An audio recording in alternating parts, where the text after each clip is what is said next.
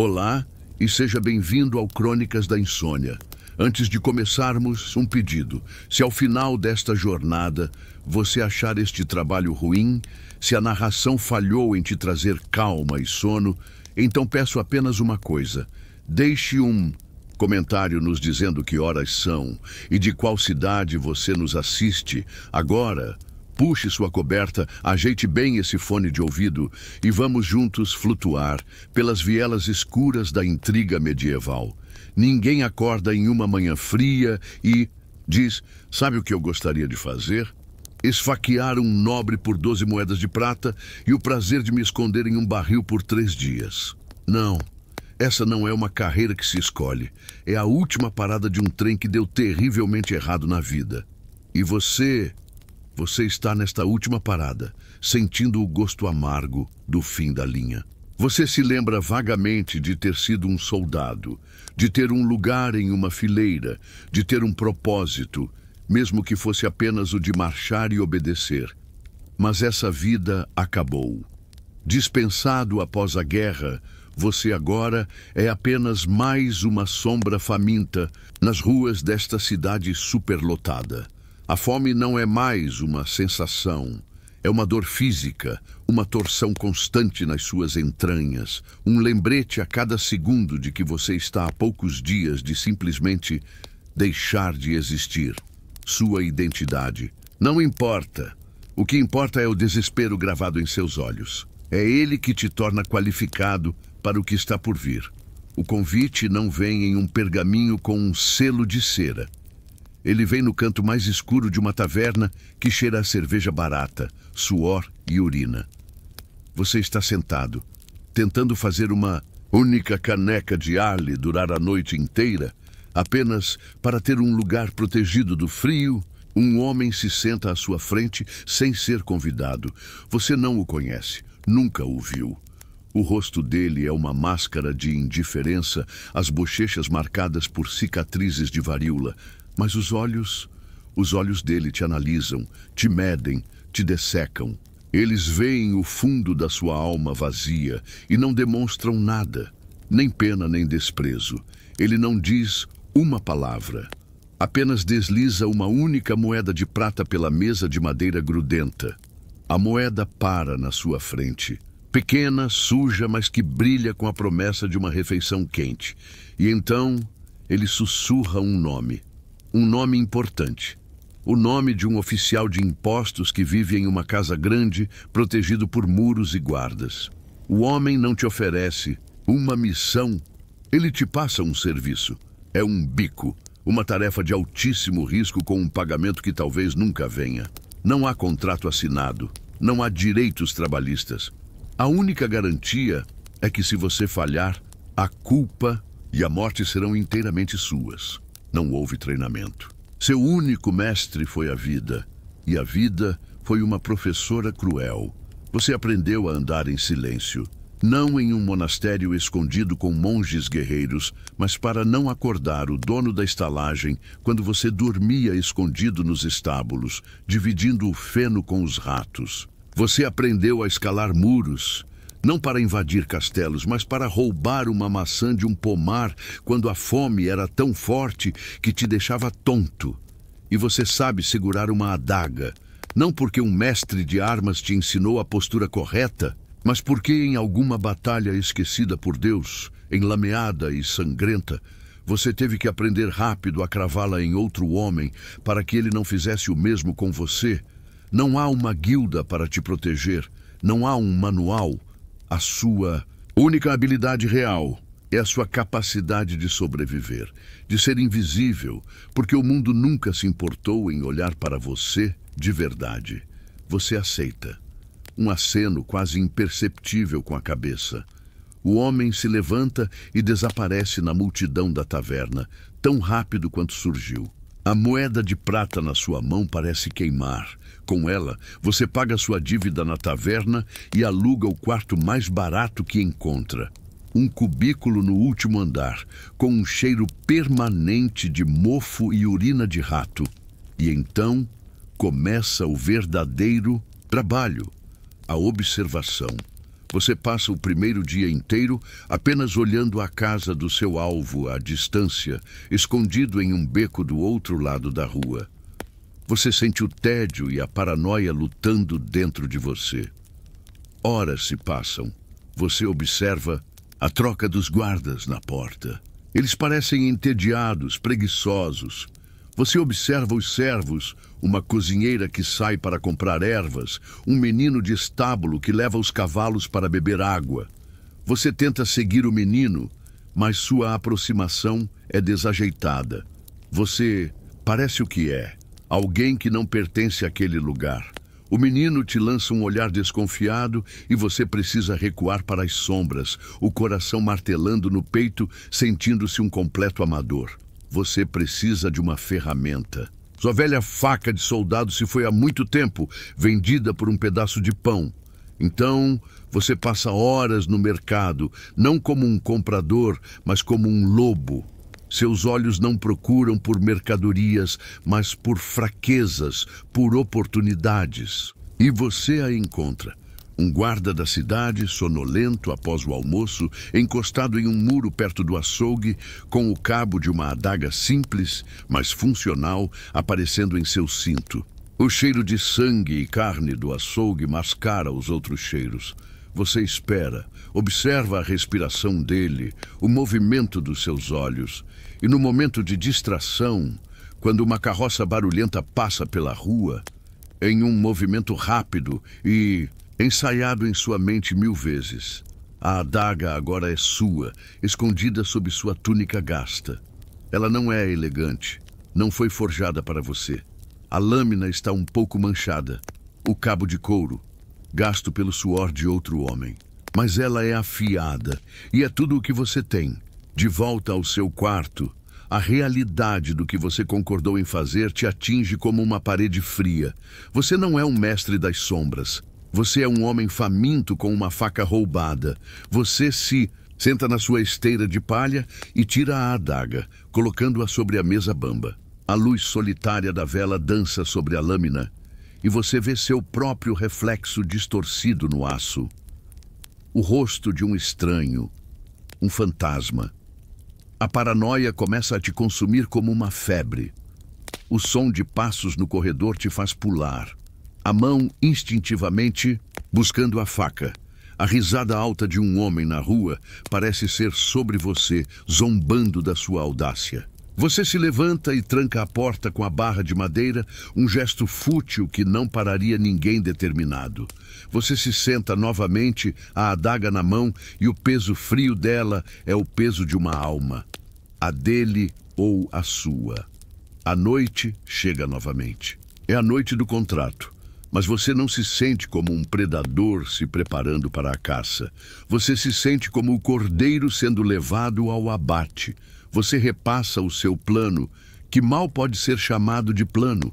É uma coleção de meias-verdades e suposições desesperadas. Você vai escalar o muro dos fundos, evitar o cão que você ouviu latir, forçar a janela da cozinha que parecia ter uma trinca frouxa, e então improvisar. Você não tem um plano infalível. Tem apenas uma ideia desesperada, um caminho que tem mais chances de dar errado do que certo. Você não se move com a confiança de um profissional treinado, mas com o medo trêmulo de quem não tem mais nada a perder. A verdade é que o seu maior inimigo não são os guardas, nem as paredes, nem o alvo. O seu maior inimigo é a sua própria inexperiência, o seu próprio medo. E nesta noite, você sairá para o seu exame final. Um exame que só tem 2 notas possíveis: a sobrevivência ou uma morte pública, lenta e muito dolorosa. O silêncio que se segue ao ato é mais ensurdecedor do que qualquer grito. A adrenalina que te guiou pelas sombras como um fogo gelado agora se esvai, deixando para trás um corpo oco que treme não de frio, mas de uma exaustão que alcança a alma. Você está de volta ao seu quarto miserável, mas algo fundamental mudou. A porta trancada com a barra de madeira não te protege mais do mundo.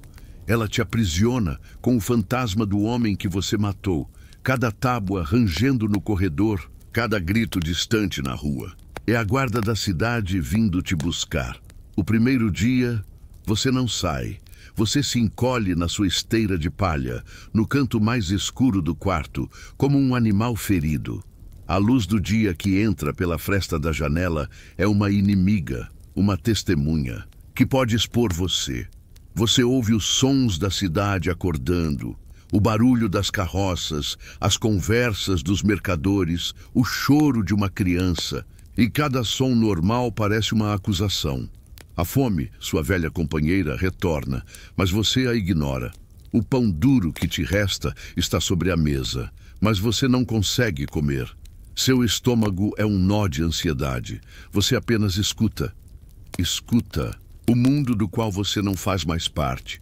A noite traz um alívio parcial da luz, mas não da mente. Quando você fecha os olhos, o rosto do mercador aparece na escuridão. Você vê o último instante de surpresa em seus olhos. A pequena mancha de vinho em sua túnica. O jeito como a mão dele se ergueu, não para lutar, mas em um gesto de súplica confusa. Você não sente culpa ou remorso. Esses são luxos para homens com uma alma intacta. O que você sente é algo mais frio. A repetição mecânica do ato, um eco que toca em sua mente sem parar. Você se vira na esteira, o suor frio na testa, e entende que a memória é uma cela da qual você nunca poderá escapar. No terceiro dia, a sede e a fome te forçam a sair. Você puxa o capuz sobre o rosto, escondendo-se em plena luz do dia. Caminhar pelas ruas é uma nova forma de tortura. Cada pessoa que passa por você é uma ameaça em potencial. Aquele guarda te olhou por um segundo a mais? Aquelas duas mulheres que sussurravam estariam falando de você? Você se aproxima de uma roda de pessoas perto do mercado para ouvir os boatos. Eles falam da morte do oficial de impostos. As teorias são muitas. Uma vingança de um rival comercial, um amante traído, ou, a mais popular, um demônio enviado do inferno. Você ouve sua ação brutal ser transformada em uma lenda sombria e sente o gelo da solidão absoluta. Você é o único no mundo que sabe a verdade simples e suja. E esse segredo te isola de toda a humanidade. É hora de receber o resto do pagamento. O ponto de encontro, ou melhor, o ponto morto, é um tijolo solto no muro dos fundos de um cemitério ao anoitecer. Você se aproxima como um rato, o coração martelando contra as costelas. Cada sombra de uma lápide parece um guarda esperando em uma emboscada. Você enfia a mão trêmula no buraco e sente o couro frio de uma pequena bolsa. É pesada. O alívio que você espera sentir não vem. Você entende naquele momento o que este segundo pagamento significa.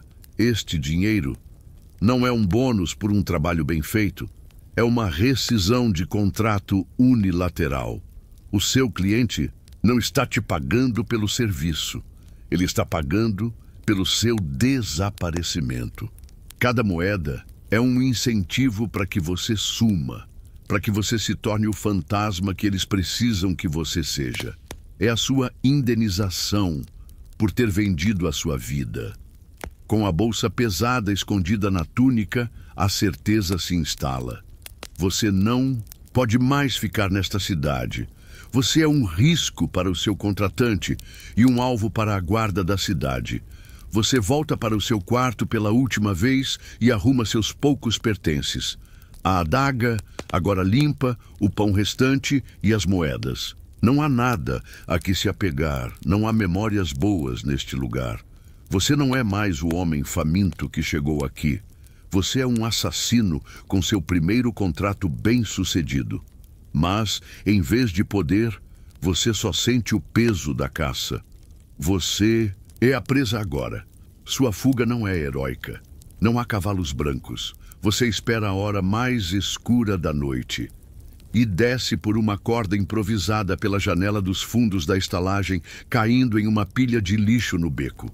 Você se move pelas ruas como um espectro, evitando as patrulhas, mantendo-se nas sombras mais profundas. Você chega aos portões da cidade e sabe que eles estão trancados e vigiados. Seu caminho é outro, através dos canais de esgoto que desaguam no rio. O cheiro é insuportável. A água imunda encharca suas roupas, mas você avança. A única coisa em sua mente é sair. Ao emergir do outro lado do muro da cidade, você não olha para trás, você apenas corre. Corre para a escuridão do campo, para longe da única vida que conheceu. Você não é mais um soldado, nem um camponês, nem mesmo um homem. Você é um segredo que precisa continuar se movendo para não ser enterrado para sempre. A silhueta da cidade desaparece no horizonte. E com ela, a última conexão com o mundo que você conhecia, por mais miserável que fosse. Agora, não há muros para te proteger, nem para te aprisionar. Há apenas o campo aberto. O que, para um homem normal, seria a liberdade, mas para você é um deserto de vulnerabilidade. Cada árvore, cada colina, cada moita pode esconder um inimigo. Um caçador de recompensas, um soldado do Lorde que você matou, ou pior, outro assassino contratado para apagar a ponta solta que você se tornou. Você não caminha mais. Você se esgueira pela vida. Os dias se tornam uma rotina de sobrevivência. Primitiva, a fome, sua velha conhecida, retorna. Mas agora é diferente. Não é a fome passiva do mendigo, mas a fome ativa do predador. Você aprende a ler os sinais da floresta, a identificar trilhas de pequenos animais, a criar armadilhas rústicas com galhos e cipós.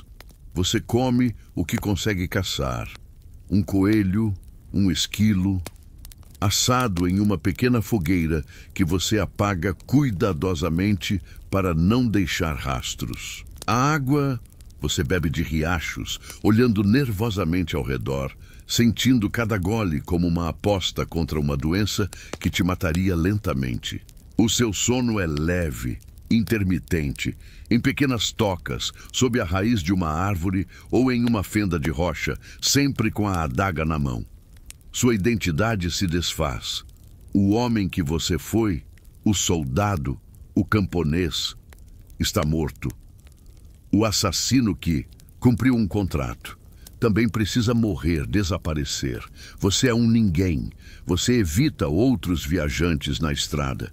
Se esconde na mata quando ouve o som de cavalos. Quando passa por uma fazenda, você sente o cheiro de pão assando, ouve o som de crianças rindo, e isso te causa uma dor física. A dor de um mundo ao qual você não tem mais direito. Você não tem nome. Sua única identidade é o peso do pequeno saco de moedas escondido em suas roupas e o frio reconfortante do cabo da sua adaga. A necessidade, eventualmente, te força a entrar em uma pequena vila, um aglomerado de casas de madeira e uma igreja de pedra. Você precisa de sal, talvez de um pão que não tenha gosto de areia. Ao entrar, todos os olhares se viram para você. Suas roupas estão gastas pela estrada, seu rosto está magro e barbudo, e seus olhos têm uma intensidade que as pessoas simples do campo não possuem. Elas veem em você um perigo, um forasteiro, uma complicação. Na taverna, você não busca conversa, senta-se no canto mais escuro, de costas para a parede, observando a porta.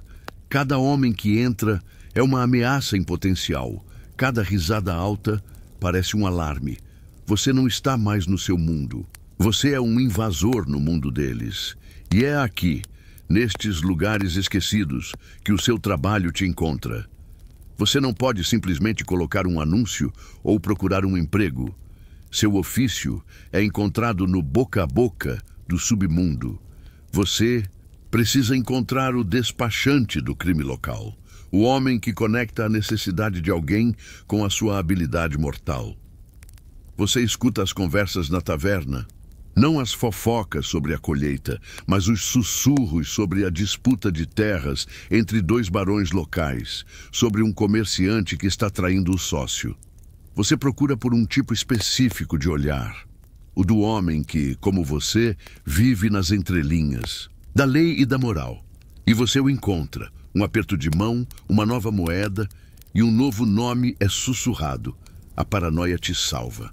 Em uma noite, na taverna da vila, você vê entrar um homem que você reconhece, um membro da guarda da cidade que você deixou para trás, talvez viajando a negócios, talvez te procurando.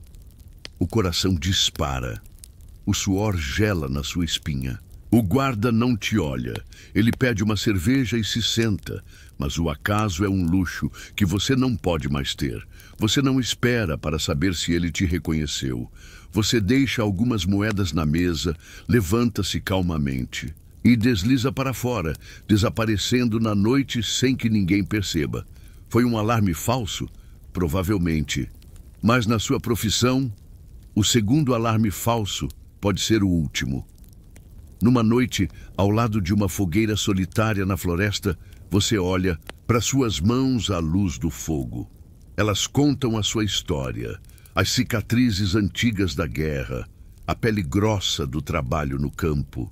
E agora, uma nova cicatriz, mais fina, do corte que o guarda do mercador te fez.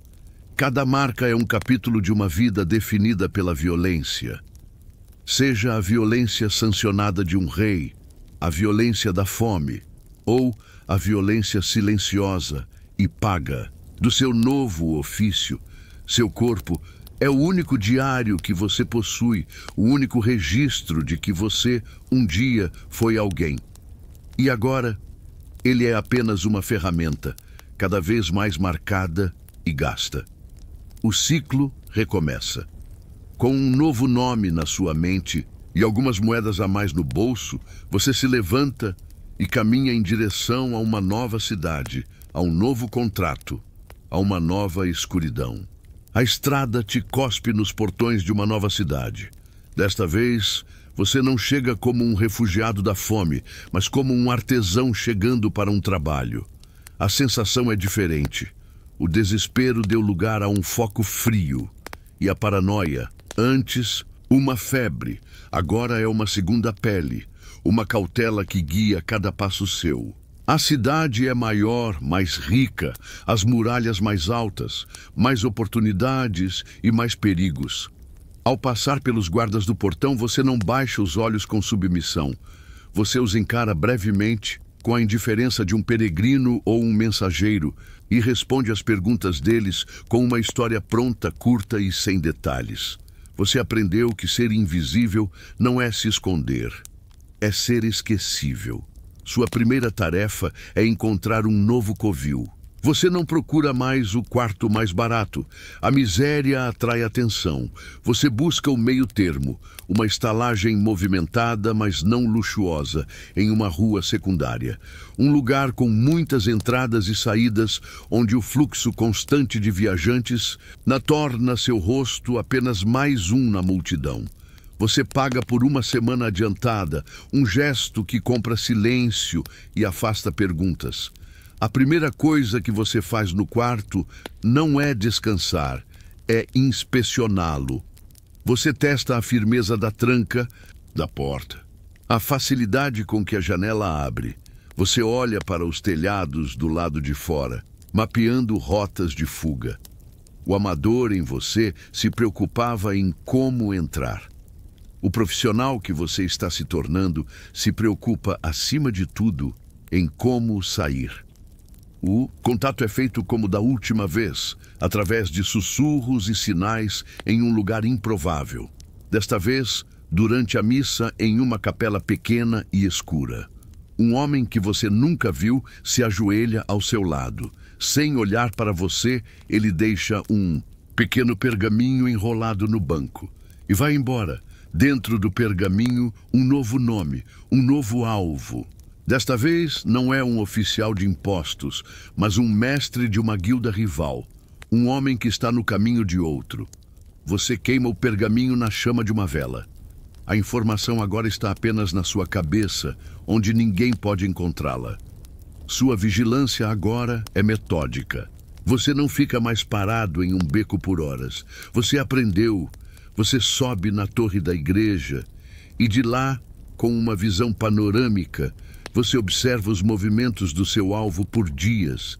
Você não está apenas olhando, está fazendo o levantamento topográfico da sua operação. Cada telhado é uma rota de fuga, cada beco um esconderijo, cada janela um ponto de entrada ou um ninho de atirador.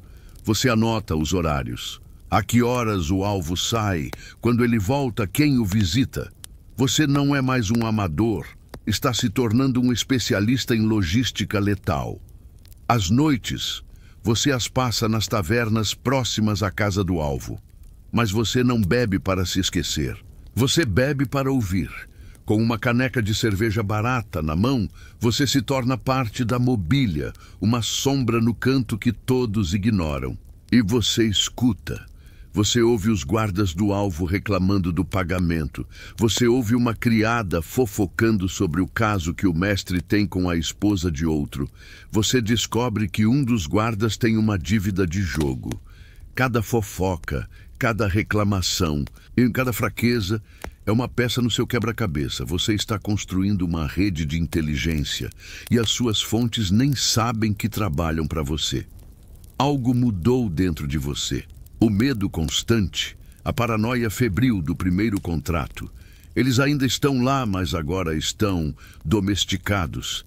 Eles não te paralisam mais, eles te afiam. O medo te mantém alerta. A paranoia te faz verificar cada detalhe 2, 3 vezes. A humanidade que te conectava ao mundo está se erodindo, sendo substituída por uma eficiência fria. Você olha para as pessoas na rua, para o seu alvo, e não vê mais homens e mulheres. Você vê padrões de comportamento, vê rotinas a serem exploradas, vê obstáculos e vulnerabilidades. O plano, desta vez, se forma em sua mente não como uma aposta desesperada, mas como uma equação. Cada variável foi calculada. A fraqueza do guarda com dívidas de jogo. A janela dos fundos que a criada sempre esquece de trancar. A rota da patrulha da cidade. Você tem o local, a hora e o método. Você se senta em seu quarto, na penumbra, e afia a mesma adaga de antes. Mas desta vez, suas mãos não tremem. A lâmina desliza sobre a pedra com um som firme e constante. Aquele homem assustado, o cordeiro levado ao abate, está desaparecendo. Em seu lugar, nasce algo novo. Algo mais frio, mais focado e infinitamente mais perigoso. Você está pronto. A noite é a sua aliada, o seu reino. Você não se move mais como um rato assustado, mas como uma mancha de escuridão fluindo pelas vielas com um propósito silencioso e terrível. O medo ainda está lá, mas agora ele não é um lobo. Selvagem te devorando por dentro. Ele é um cão de caça na coleira, afiado, obediente, uma ferramenta que te mantém alerta. Cada som, cada sombra é uma informação. Não mais uma ameaça paralisante. Você se tornou fluente na língua da noite. A infiltração na casa do mestre da guilda é quase um balé. O guarda com dívidas de jogo, que você contatou através de um intermediário, simplesmente tosse no momento combinado e vira as costas, te dando os segundos de que você precisa para passar pelo portão dos fundos. Você se move pelo pátio. Um fantasma que conhece o caminho de cada pedra solta, graças aos seus dias de observação. A janela da cozinha, como a criada fofoqueira havia dito, está com a tranca frouxa. Um leve toque com a ponta da sua adaga. E ela se abre sem um gemido. Você desliza para dentro. A casa está silenciosa, adormecida. Você se move pelos corredores como água escura, seus pés com solas macias, não fazendo nenhum som no chão de pedra. Você conhece a planta da casa de cor. O mapa que você desenhou está gravado na sua mente. Você passa por quartos de servos, pela sala principal com suas tapeçarias caras. Tudo sem interesse. Seus sentidos estão focados em um único ponto. O quarto do mestre, no andar de cima. Ao chegar na porta, você para. Escuta. A respiração, do alvo, pesada, rítmica. Ele dorme profundamente. Você gira a maçaneta, lentamente, milimetricamente, abafando o som do clique do metal. A porta se abre, o quarto é luxuoso.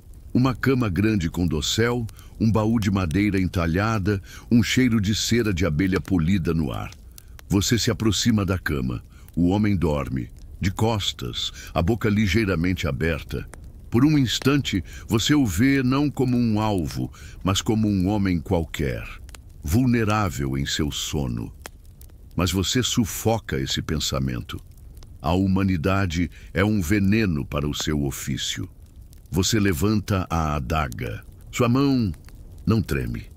E o ato é rápido, preciso, quase impessoal. Uma mão firme sobre a boca, abafando qualquer som antes que ele possa nascer. A lâmina encontra seu caminho entre as costelas com uma eficiência terrível. Não há luta, não há gritos, apenas um espasmo, um breve silêncio. E o cheiro quente de sangue no ar. Você não sente nada, nem alívio, nem culpa, nem prazer. Apenas o vazio de um trabalho concluído. Você limpa sua lâmina no lençol de linho do homem. Seu olhar varre o quarto, procurando a prova do seu serviço, como combinado. Sobre o dedo do homem, um anel de sinete com o brasão da guilda. Você o retira com dificuldade do dedo que já esfria. Este anel não é um troféu, é a sua nota fiscal. O comprovante que você precisa para garantir o pagamento e fechar o serviço. É o ato final de um profissionalismo frio e desapaixonado. A sua fuga é tão silenciosa e metódica quanto a sua entrada. Pela mesma janela, pelo mesmo pátio, pelo mesmo portão onde um guarda agora finge dormir. Você se dissolve de volta na escuridão da cidade, o anel pesado no seu bolso. Você coleta a segunda metade do seu pagamento no ponto morto combinado e se muda para uma nova estalagem em um bairro diferente. Você agora tem mais moedas do que jamais teve em sua vida. O suficiente para comprar roupas novas, comida boa, talvez até mesmo um cavalo. Mas ao se sentar no seu novo quarto, um pouco melhor que o anterior, você olha para o saco de moedas e sente apenas o vazio. A paranoia não diminuiu.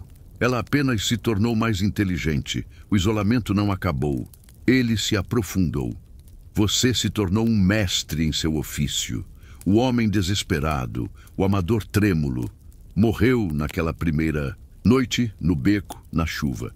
Em seu lugar, nasceu um profissional eficiente, um fantasma que pode andar entre os vivos sem ser visto. Mas essa maestria teve um custo. Você olha pela janela e vê a vida da cidade continuando, indiferente. Você pode comprar o que quiser, mas não pode comprar uma conversa honesta, um abraço de um amigo, uma noite de sono sem sobressaltos. Você sobreviveu, mas a que preço? Você trocou a fome do estômago pela fome da alma. E você entende na solidão do seu sucesso que esta é a verdadeira dificuldade da sua vida. Não é a morte que pode vir a qualquer noite, mas a vida que você nunca mais poderá ter. E na escuridão, você espera, porque é tudo que lhe resta. Esperar. Pelo próximo sussurro, pelo próximo nome, pelo próximo contrato.